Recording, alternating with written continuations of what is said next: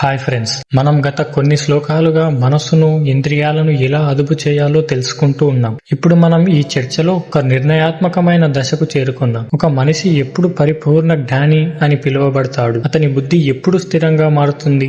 దీనికి శ్రీకృష్ణుడు ఇస్తున్న ఫైనల్ స్టేట్మెంట్ ఈ 2వ అధ్యాయం 68వ శ్లోకం. అదేంటో ఇప్పుడు మనం చూద్దాం. ముందుగా శ్లోకం అర్థం ఏంటంటే, ఓ అర్జున, ఎవని ఇంద్రియాలైతే ఆకర్షణల నుండి అన్ని విధాలా నిగ్రహించబడి ఉంటాయో వాని బుద్ధి స్థిరమైనదని తెలుసుకో. కృష్ణుడు ఈ మాటలు ఎందుకు చెప్పాడంటే, మొదటిది నిజమైన బలం.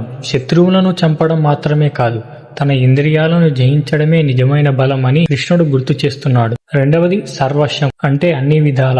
ఇంద్రియాలను కొంచెం అదుపు చేస్తే సరిపోదు, అన్ని వైపుల నుండి జాగ్రత్తగా ఉండాలి. ఒక్క రంధ్రం ఉన్నా పడవ మునిగిపోయినట్లు. ఒక్క ఇంద్రియం దారి తప్పినా మన జీవితం పాడైపోతుంది. మూడవది ప్రోత్సాహం. అర్జునుడిలో ధైర్యాన్ని నింపడానికి తన ఇంద్రియాలను అదుపు చేసుకుంటే అతనే ఒక గొప్ప స్థితప్రజ్ఞుడు అవుతాడని కృష్ణుడు వివరిస్తున్నాడు. ఈ శ్లోకంలో నిగ్రహీతాని అనే పదం వాడారు, అంటే ఇంద్రియాలను అదుపులో ఉంచుకోవడం. ఈ శ్లోకం నుండి మనం నేర్చుకోవాల్సిన విషయం ఏంటంటే, మనం ఈ ప్రపంచంలో ఎన్నో సాధించాలనుకుంటాం. మన సొంత ఇంద్రియాలే మన మాట వినకపోతే మనం బయట ప్రపంచాన్ని ఎలా గెలవగలం? గుర్తుంచుకోండి, విజేతకు మరియు పరాజితుడికి మధ్య ఉన్న తేడా వారి టాలెంట్ కాదు, వారి డిసిప్లిన్. ఇంద్రియాలను అదుపు చేయడం అంటే సంతోషాన్ని వదులుకోవడం కాదు, అది మనల్ని తప్పుదోవ పట్టించకుండా కాపాడుకోవడం. మీరు మీ ఫోన్ వాడకాన్ని, మీ ఆహారపు అలవాట్లను, మీ ఆలోచనలను ఎప్పుడైతే మీ కంట్రోల్లోకి తెచ్చుకుంటారో అప్పుడు మీ బ్రెయిన్ షార్ప్ అవుతుంది. తనను తాను గెలిచిన వాడు ప్రపంచాన్ని గెలవడానికి సిద్ధంగా ఉంటాడు. స్థితప్రజ్ఞుడి లక్షణాలు ఇక్కడితో పూర్తి కాలేదు. మరి లోకమంతా నిద్రపోతున్నప్పుడు